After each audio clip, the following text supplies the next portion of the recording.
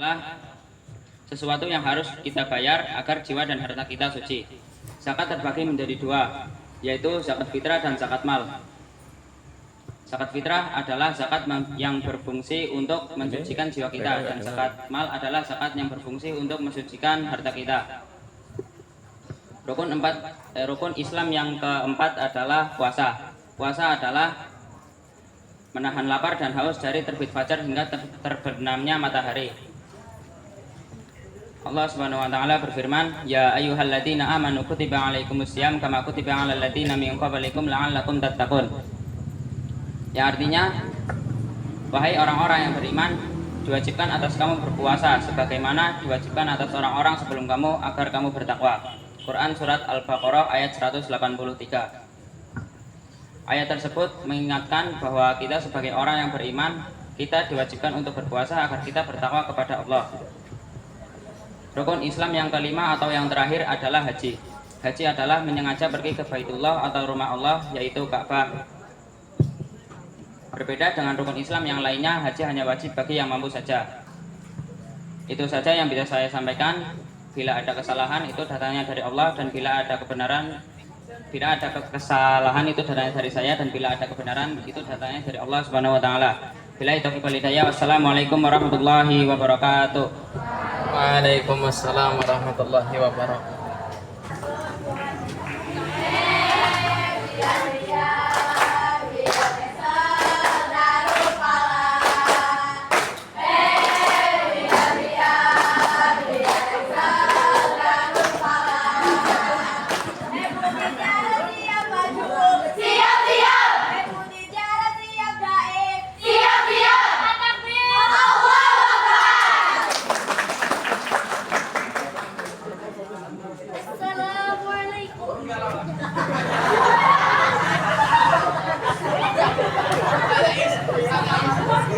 Siapa itu?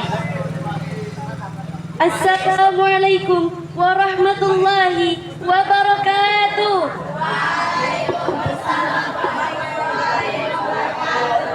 Alhamdulillahi rabbil alamin, wa bihi nasta'inu ala umuri dunya waddin. Wassalatu wassalam ala asyrafil mursalin wa ala alihi wa sahbihi ajma'in. Amma ba'du. Yang terhormat Mudir Pondok Pesantren Darul Falah Muhammadiyah Merden, Al-Ustadz Agus Triawan Magister Pendidikan. Yang saya hormati Ustadz dan Ustadzah Pondok Pesantren Darul Falah Muhammadiyah Merden, serta teman-teman yang saya sayangi dan saya banggakan.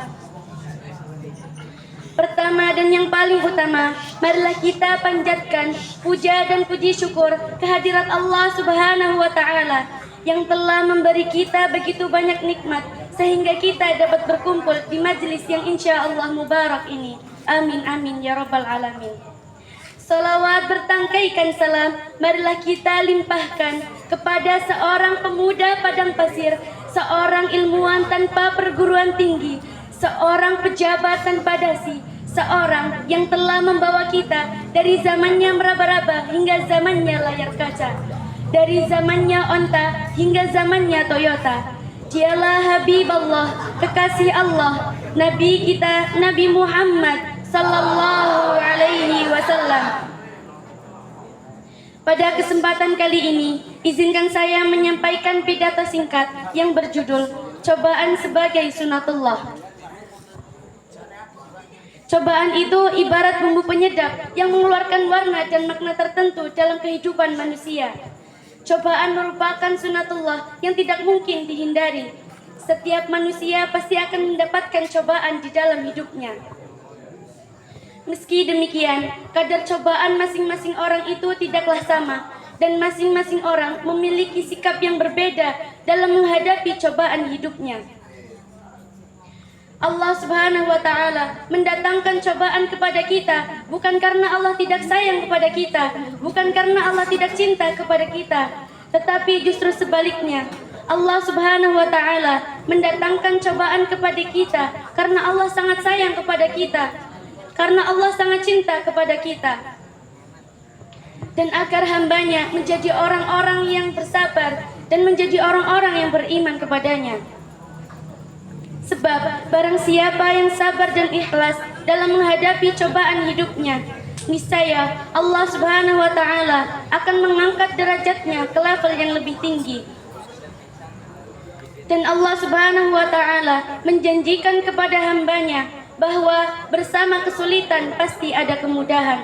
Sampai apa? Sampai Allah Subhanahu wa taala meyakinkan kepada hambanya 2 kali di dalam Al-Qur'an, di dalam satu surah, yaitu Quran surah Asy-Syar ayat 5 sampai 6 yang berbunyi, A'udzu billahi minasyaitonir rajim. Bismillahirrahmanirrahim.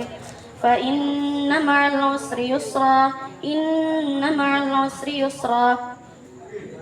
Maka sesungguhnya bersama kesulitan ada kemudahan. Sesungguhnya bersama kesulitan ada kemudahan.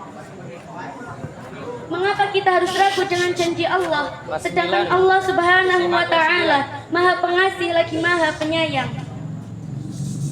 Kita harus bersabar karena apa? Man sabara dhafira. Barang siapa bersabar dapatlah ia. Maka di sini kita bersabar atas cobaan yang datang kepada kita. Kita bersabar atas apa yang kita hadapi. Kita bersabar atas apa yang menimpa kita.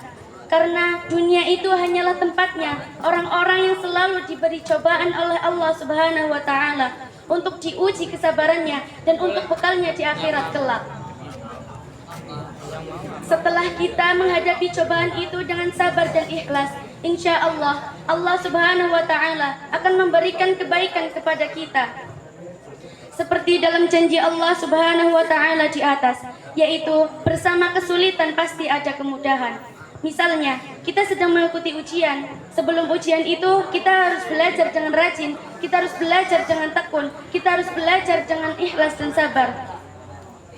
Insya Allah, Allah Subhanahu wa taala akan memudahkan kita untuk menjawab soal-soalnya, dan hasilnya pun tidak akan mengecewakan diri sendiri, apalagi mengecewakan orang tua.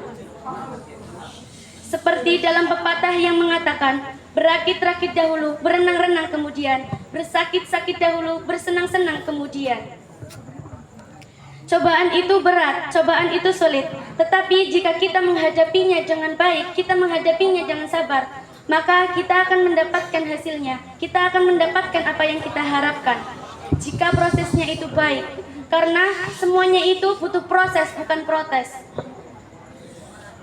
Ada banyak cobaan yang mesti dihadapi oleh manusia. Yang pertama, cobaan berupa ketakutan dan kekhawatiran.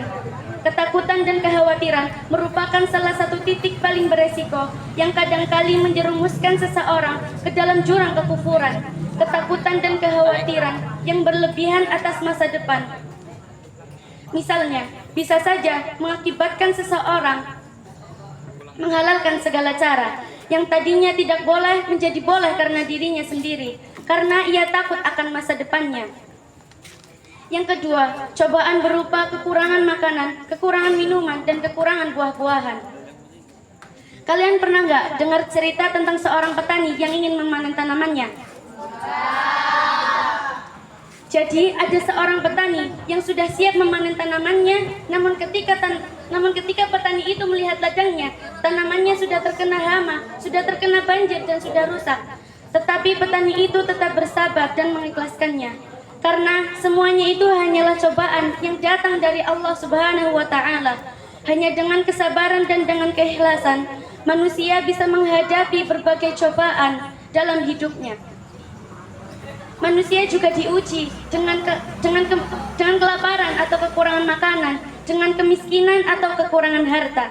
Yang ketiga, cobaan berupa kematian orang-orang tersayang. Kematian orang-orang tersayang tentu sangat menyisakan hati.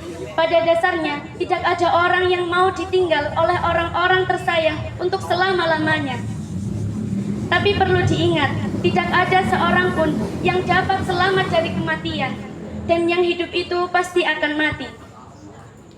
Maka tidak ada hal yang dapat kita lakukan dalam menghadapi kesedihan berupa kematian orang-orang tersayang kecuali dengan sabar dan ikhlas. Dan Allah Subhanahu wa taala memerintahkan kepada kita untuk bersabar dengan takdirnya. Demikian pidato yang dapat saya sampaikan. Syukran ala ihtimamikum wal afu ala jami'il akhta. Nun wal qalami wa ma yasturun. Wassalamu alaikum warahmatullahi wabarakatuh. Waalaikumsalam warahmatullahi wabarakatuh. Assalamualaikum warahmatullahi wabarakatuh. Menghadap ke depan. Alhamdulillah nahmaduhu wa nasta'inuhu wa nastaghfiruh wa na'udzu billahi min syururi anfusina wa min sayyiati a'malina. Wa yahdihillahu fala mudilla lahu wa may yudlil fala hadiyalah. Asyhadu an la ilaha illallah wahdahu la syarikalah wa asyhadu anna Muhammadan abduhu wa rasuluhu amma ba'du. Pertama-tama dan yang paling utama, marilah kita panjatkan puja dan puji syukur atas kehadirat Allah Subhanahu wa taala yang telah memberikan kita rahmat serta hidayahnya sehingga kita dapat berkumpul di tempat yang sangat mulia ini. Kedua kalinya, salawat beserta salam kita sanjungkan pada junjungan kita Nabiullah Muhammad Sallallahu Alaihi Wasallam yang akan kita nantikan syafaatnya di yaumul qiyamah. Pada kesempatan malam hari ini, izinkan saya untuk menyampaikan sebuah pidato singkat yang berjudul Bahagiakanlah orang tuamu, niscaya Allah pun akan membahagiakanmu. Perlu kita ketahui bahwasanya apabila kita membahagiakan kedua orang tua kita, niscaya Allah pun akan membahagiakan kita. Oleh karena itu, kita berusaha untuk membahagiakan kedua orang tua kita supaya Allah membahagiakan kita. Dan janganlah sekali-kali kita menyakiti hati orang tua kita, karena Allah Subhanahu wa taala berfirman,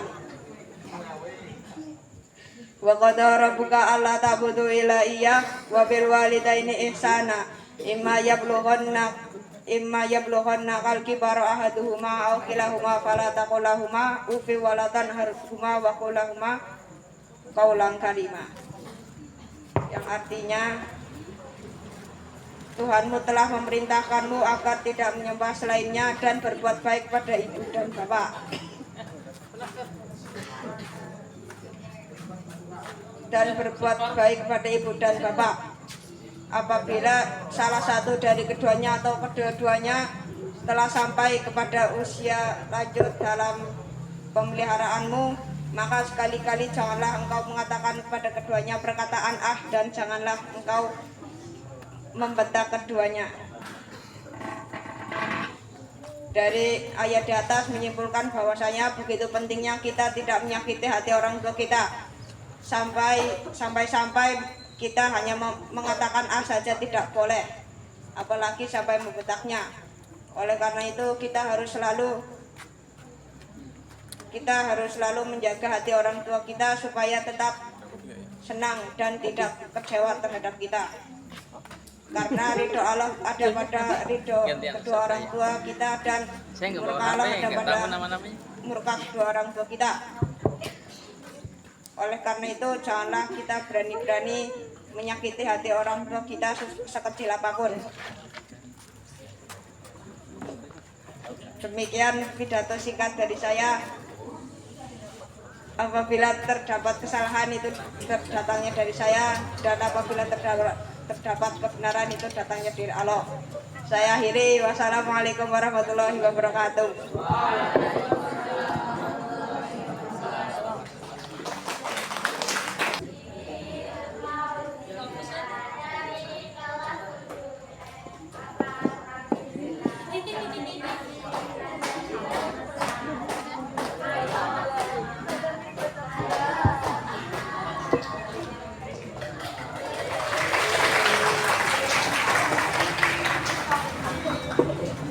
Assalamualaikum warahmatullahi wabarakatuh.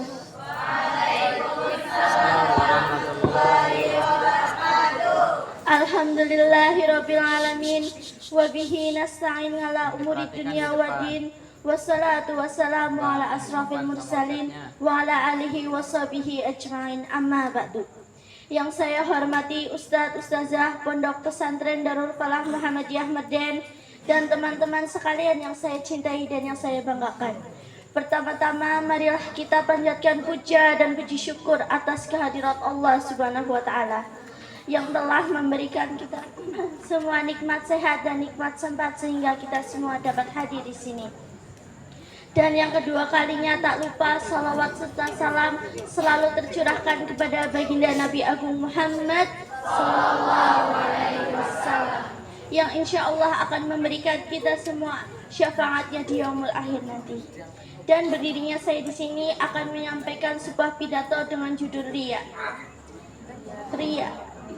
Ria yaitu memperlihatkan suatu kepada orang lain, baik barang maupun perbuatan baik yang dilakukan dengan maksud agar orang lain dapat melihatnya dan memujinya. Hal yang sama dengan ria adalah sum'ah. Sum'ah yaitu melakukan perbuatan baik agar kebaikan itu didengar orang lain dan dipujinya, walaupun kebaikan itu merupakan amal ibadah kepada Allah Subhanahu wa Ta'ala. Allah Subhanahu wa Ta'ala berfirman dalam Al-Quran surah An-Nisa ayat 142 yang berbunyi, A'udzu billahi minasyaitonir rajim. Bismillahirrahmanirrahim. Innal munafiqina yukhadi'una Allah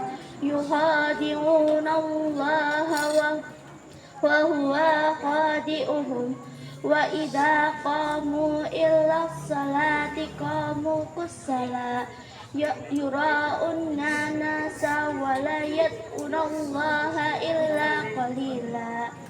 Sesungguhnya orang-orang munafik itu menipu Allah, dan Allah akan membalas tipuan mereka. Dan apabila mereka berdiri dengan malas, mereka bermaksud ria dengan sombong dengan salat di hadapan manusia. Dan tidaklah mereka menyebut Allah kecuali sedikit sekali. Alangkah ruginya orang-orang yang memiliki sifat ria dan sum'ah, karena mereka sudah bersusah payah mengeluarkan tenaga, harta, dan meluangkan waktu, tetapi Allah Subhanahu wa Ta'ala tidak sedikit pun menerima amal ibadah mereka. Bahkan azablah yang mereka terima sebagai balasannya. Rasulullah Shallallahu Alaihi Wasallam bersabda, illa yaqbalullahu azza wa jalla amala fihi misqalu daratin min riya. Allah tidak akan menerima amal yang terdapat unsur ria di dalamnya, walaupun itu sebesar zarah. Ria dibagi menjadi dua. Yang pertama, ria jali. Ria jali yaitu melakukan ibadah atau perbuatan baik secara sengaja di hadapan orang lain dengan tujuan mengagungkan Allah Subhanahu wa Ta'ala. Yang kedua adalah ria khafi. Ria khafi yaitu melakukan ibadah atau perbuatan baik secara tidak terang-terangan, tetapi dengan maksud agar ia dihormati dan dimuliakan oleh masyarakat. Dampak buruk melakukan ria itu ada 3. Yang pertama, menghapus amal pahala kebaikan. Yang kedua, mendapatkan dosa besar. Yang ketiga, tidak akan selamat dari bahaya kekafiran. Cara menghindari ria itu ada 4. Yang pertama, melatih diri agar melakukan amal secara ikhlas. Yang kedua, menahan diri agar tidak emosi. Yang ketiga, tidak suka memuji kebaikan orang lain. Dan yang keempat, melakukan perbuatan baik secara diam-diam atau sembunyi-sembunyi. Sekian yang dapat saya sampaikan. Apabila ada tutur kata yang salah dan kurang berkenan, saya mohon maaf yang sebesar-besarnya. Syukran. Wassalamualaikum warahmatullahi wabarakatuh.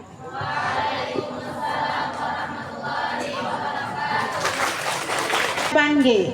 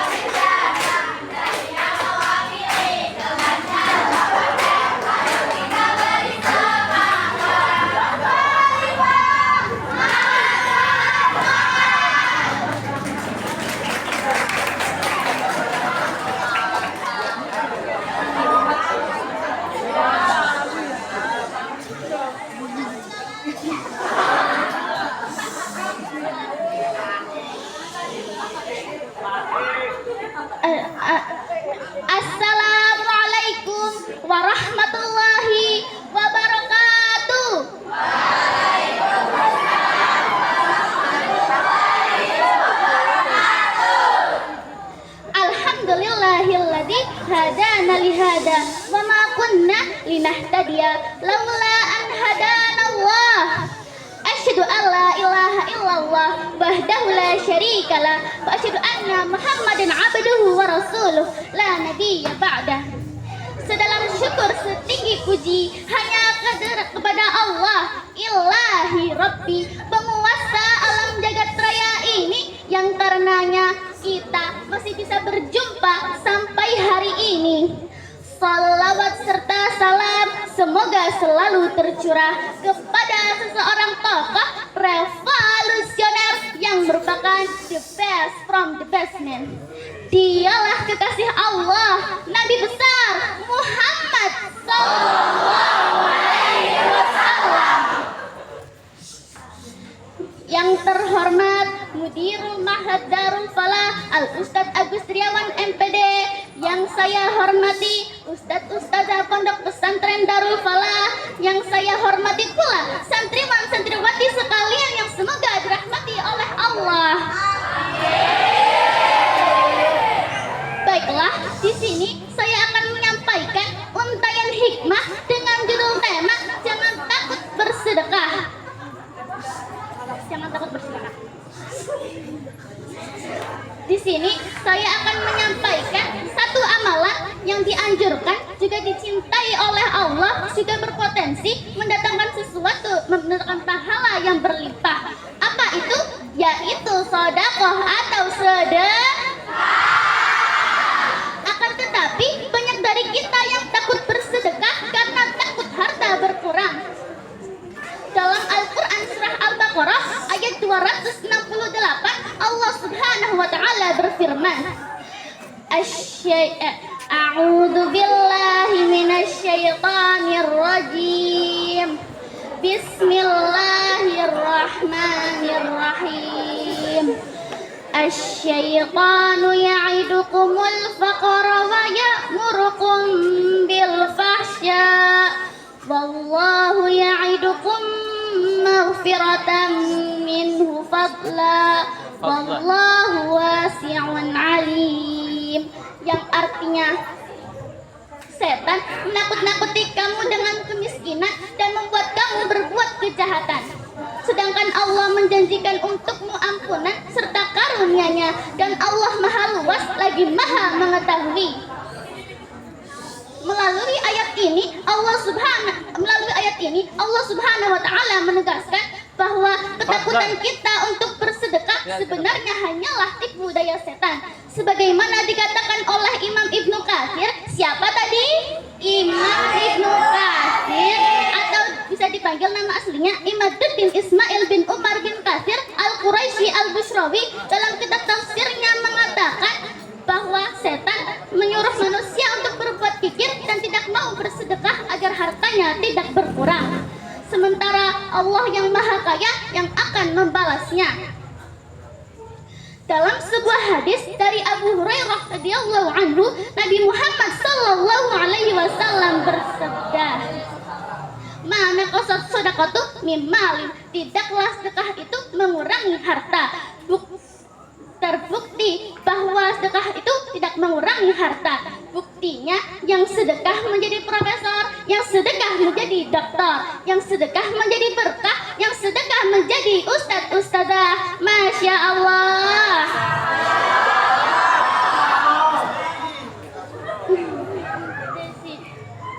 Baik, sedekah itu gampang dan gak harus dengan uang, karena kata Nabi, kullu ma'rufin sedekah. Setiap perbuatan baik adalah sedekah.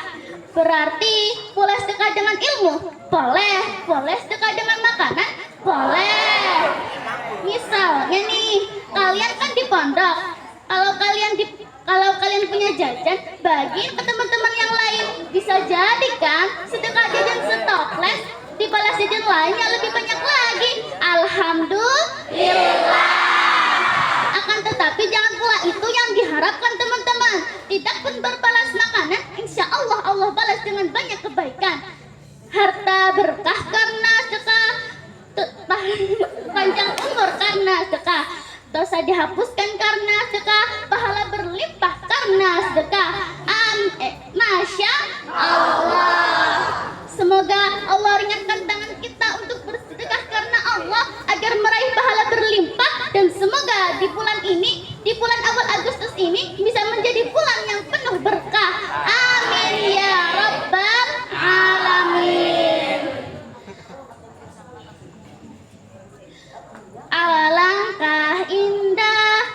orang bersedekah, dekat dengan Allah, dekat dengan surga, takkan berkurang. Harta yang sedekah akan bertambah, akan bertambah. Sekian pidato yang dapat saya sampaikan. Mohon maaf apabila ada kesalahan. Jika kalian dapat ilmunya, itu berarti datangnya dari Allah. Jika kalian tidak dapat ilmunya karena tidak memperhatikan, itu berarti datangnya dari syaitan. Unzur maqala wala tanzur man qala. Lihatlah apa yang disampaikan, jangan lihat siapa yang menyampaikan. Wallahul muwaffiq fa illa aqwamit thariq. Wassalamualaikum warahmatullahi wabarakatuh.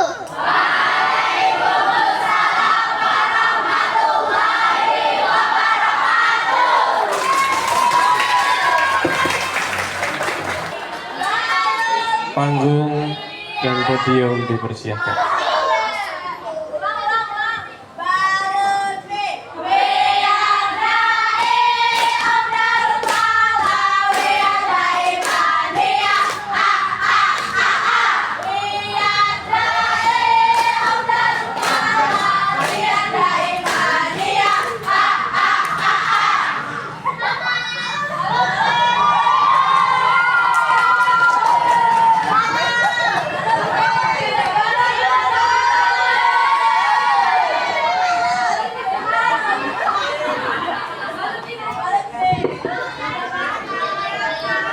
Oke, semuanya diam.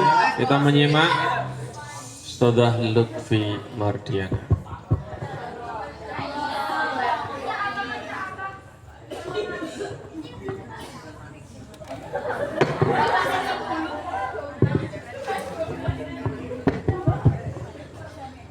Uhayyikum tahiyatan islamiyah, tahiyatan mubarakah, tahiyatan azimah, tahiyatan min ahlil jinan. Aqulu fi bidayati kalami, assalamualaikum warahmatullahi wabarakatuh. Waalaikumsalam warahmatullahi wabarakatuh. Yang saya hormati Ustadz dan Ustadzah Pondok Pesantren Darul Falah serta teman-teman yang saya banggakan.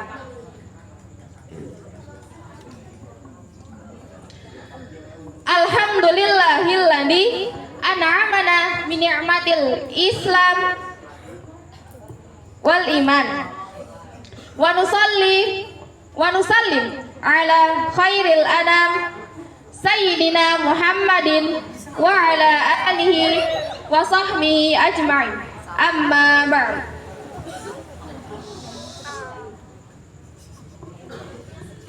Pertama-tama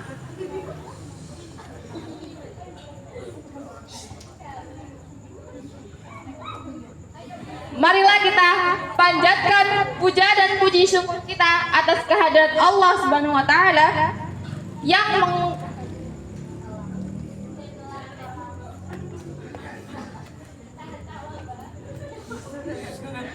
menciptakan, mengatur, menguasai seluruh makhluk di dunia dan di akhirat. Salawat dan salam tak lupa kita curahkan kepada junjungan Nabiullah Muhammad bersama keluarganya yang telah membimbing manusia meniti jalan yang lurus menuju jalan kejayaan dan kemuliaan. Pada kesempatan kali ini saya akan membawakan pidato yang berjudul Zina.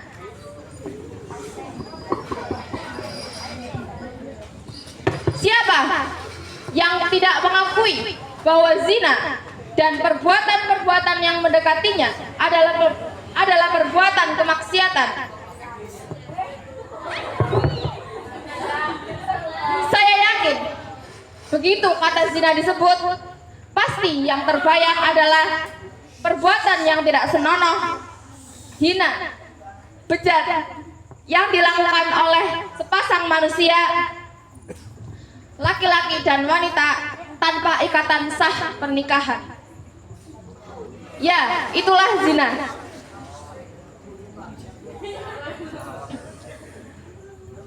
Seperti 3 maksiat yang telah disebutkan sebelumnya, zina termasuk perbuatan yang mengantarkan pelakunya kepada dosa besar. Tak heran jika pelaku zina dan orang-orang yang mendekatinya disempitkan rezekinya oleh Allah Subhanahu wa taala dan hidupnya pun tidak mulia. Allah Subhanahu wa taala berfirman dalam Quran surah Al-Isra ayat 32. A'udzu billahi minasyaitonir rajim. Bismillahirrahmanirrahim. Wala taqrabuz zina innahu kana fahisyah wa sa'as sabila. Shadaqallahul adzim. Dan janganlah kamu mendekati zina. Sesungguhnya zina itu adalah suatu perbuatan yang keji dan suatu jalan yang buruk. Zina merupakan perbuatan yang menjerumuskan pelakunya kepada keburukan, kesusahan, bisa berupa ditutupnya pintu rezeki maupun azab dari Allah Subhanahu wa taala. Dalam ayat tersebut, Allah Subhanahu wa taala melarang hambanya untuk mendekati zina. Jadi, mendekati saja sudah dilarang, apalagi sampai melakukannya. Secara individu, pelaku zina akan dicemooh, dihina, dan dikucilkan dalam masyarakatnya. Islam adalah agama yang memiliki tatanan dan aturan terbaik, termasuk dalam hubungan laki-laki dengan perempuan. Islam meletakkan kode etik yang beradab dalam hal ini.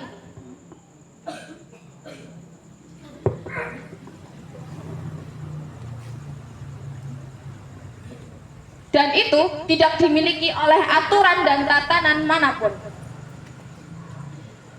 Semua itu demi kebaikan dan kesucian masyarakat, termasuk rumah tangga.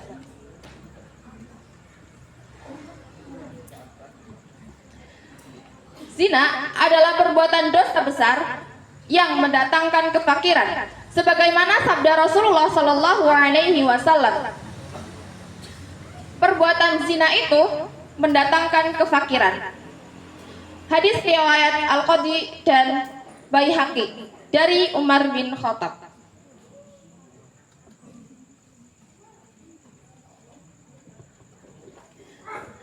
Maksud dari kalimat mendatangkan kefakiran adalah menyedikitkan keberkahan rezekinya.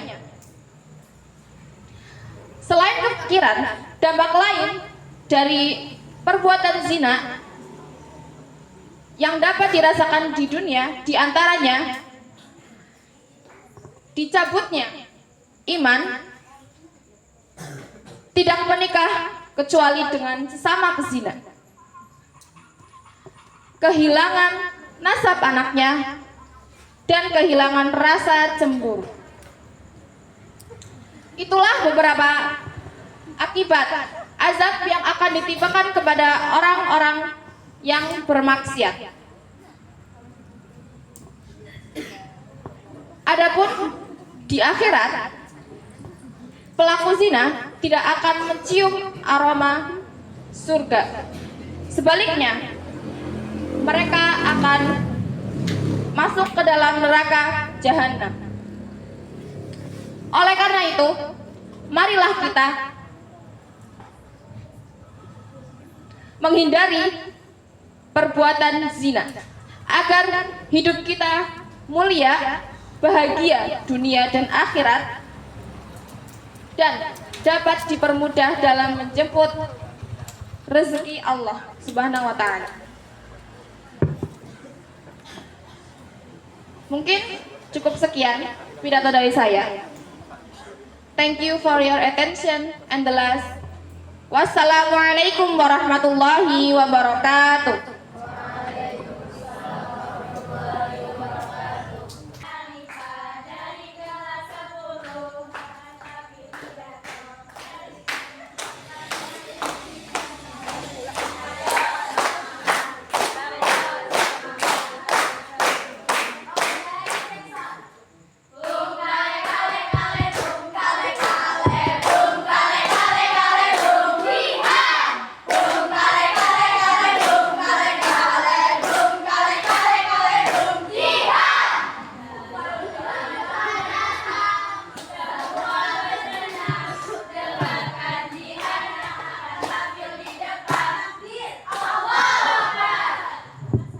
Bismillahirrahmanirrahim.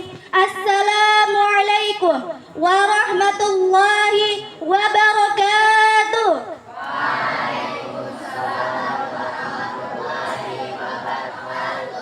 Jamaah.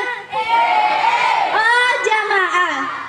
Alhamdulillah. Alhamdulillahirabbil alamin wa bihi nasta'inu ala umid dunya waddin. Wassalatu wassalamu ala asrafil anbiya'i wal mursalin wa ala alihi washabihi ajmain, amma ba'du. Yang terhormat Mudir Ma'had Darul Falah Al-Ustadz Agus Setiawan, Magister Pendidikan. Yang saya hormati segenap Ustadz Ustadzah Pondok Pesantren Darul Falah dan teman-teman sekalian yang saya banggakan dan saya sayangi karena Allah. Pertama-tama, marilah kita panjatkan puja dan puji syukur kita atas kehadirat Allah Subhanahu wa Ta'ala yang telah memberikan kita nikmat sehingga kita bisa berkumpul di majelis ini yang insya Allah barokah. Amin amin ya robbal alamin. Kedua kalinya, tak lupa salawat serta salam tercurah limpahkan kepada baginda Nabi Agung Muhammad Sallallahu Alaihi Wasallam beserta keluarganya, sahabatnya, dan para pengikutnya sampai saat ini. Ketiga kalinya, dengan adanya saya berdiri di sini, izinkan saya berpidato singkat yang berjudul Modis Tapi Ahlul Jannah. Modis adalah berpakaian yang mengikuti mode terbaru atau dalam bahasa kita, identik dengan remaja yang ngetren dan kekinian. Mode-mode berpakaian sudah semakin berkembang seiringnya meningkatnya kreativitas manusia. Modis zaman sekarang telah menjadi gaya hidup orang-orang masa kini, tak terkecuali seorang muslimah. Memang tidak ada salahnya, tetapi jika seorang muslimah salah menggunakan pakaian, itu adalah hal yang salah. Lalu bagaimana cara menjadi modis yang ahlul jannah? 1. Pakaian yang menutup aurat. Ingat, sebagai seorang wanita, khususnya sebagai seorang muslimah, aurat kita adalah sangatlah istimewa. Sehingga keistimewaan itu harus dijaga dengan baik. Yang kedua, pakaian yang transparan. Yang ketiga, pakaian yang tidak ketat. Jadi, sebagai seorang wanita, khususnya sebagai seorang muslimah, wajiblah kita menutupi aurat. Jangan sampai aurat kita terlihat oleh lawan jenis atau lawan yang bukan mahram. Firman Allah Subhanahu wa Ta'ala sebagai berikut. A'udzu billahi minasy syaithanir rajim. Bismillahirrahmanirrahim. Ya bani Adam qad anzalna ilaikum libasan yuwari sawatikum warisha wa libasut taqwa dzalika khair. Dzalika min ayatillahi la'allahum yatadakkarun. Quran Surat Al-A'raf ayat 26. Jadi, sebagai seorang wanita, khususnya sebagai seorang muslimah, harus pandai-pandainya menutupi aurat. Jangan sampai kita menggunakan pakaian yang transparan ataupun pakaian yang ketat. Gunakanlah pakaian muslimah. Terdapat pula sabda Rasulullah Sallallahu Alaihi Wasallam sebagai berikut. Ida solahat solaha jasadu kulluhu wa ida fasadat fasada jasadu kulluhu ila wahya qalbu. Ketahuilah bahwa dalam sehari terdapat segumpal daging, jika dia baik maka baiklah seluruh tubuh ini. Dan jika dia buruk, maka buruklah seluruh tubuh ini. Dia adalah hati. Hadis riwayat Bukhari dan Muslim. Kecantikan yang asli berasal dalam hati, karena hati cerminan perilaku diri. Mungkin ini saja pidato singkat yang dapat saya sampaikan. Undur maqalah wala tandur maqalah. Lihatlah apa yang dikatakan, jangan melihat siapa yang mengatakan. Syukran. Wassalamualaikum warahmatullahi wabarakatuh.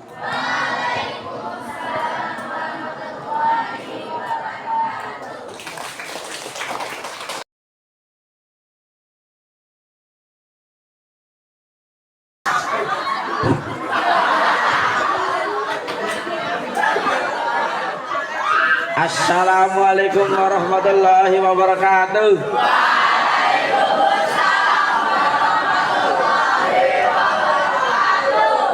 Innal hamdalillah nahmaduhu wa nasta'inuhu wa nastaghfiruh wa na'udzu billahi min shururi anfusina wa min sayyiati a'malina may yahdihillahu fala mudilla lahu wa may yudlil fala hadiya lahu. Asyhadu an la ilaha illallah wa asyhadu anna Muhammadar Rasulullah. Amma ba'du. Pertama-tama, marilah kita panjatkan puja dan puji syukur atas kehadirat Allah Subhanahu wa taala yang telah memberikan kita nikmat sehingga kita dapat berkumpul di tempat yang mulia ini. Salawat serta salam tetap tercurahkan kepada baginda besar kita Nabi Agung Muhammad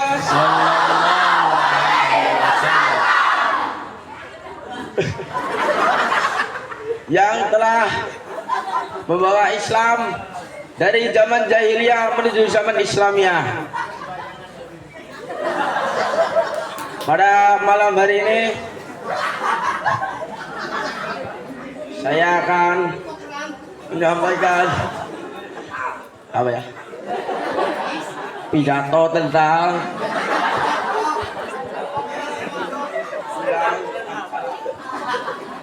apa ya? Sampaikan tentang berbakti pada orang tua. Ya. Berbakti kepada orang tua.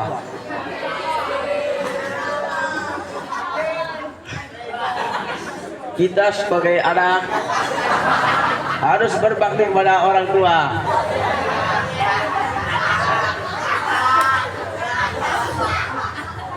Ayah kita telah bekerja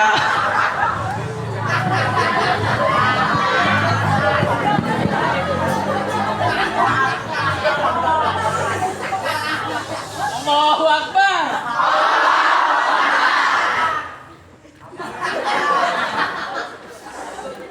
apa ya? Ayah dan ibu kita telah mengasuh kita dari kecil sampai sebesar ini.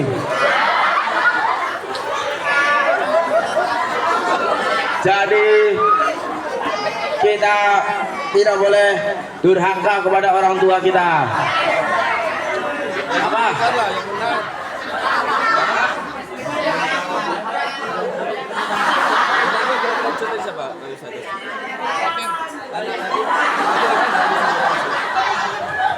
Jika kita tidak berbakti kepada orang tua, kita bisa masuk neraka.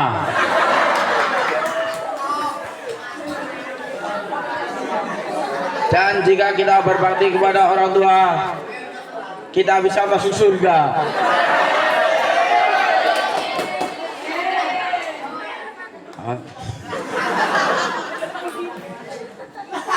Itu saja yang dapat saya sampaikan. Bila ada kesalahan itu datanya dari saya sendiri. Bila ada kebenaran datanya dari Allah Subhanahu wa taala. Billahi taufiq wal hidayah. Wassalamualaikum warahmatullahi wabarakatuh.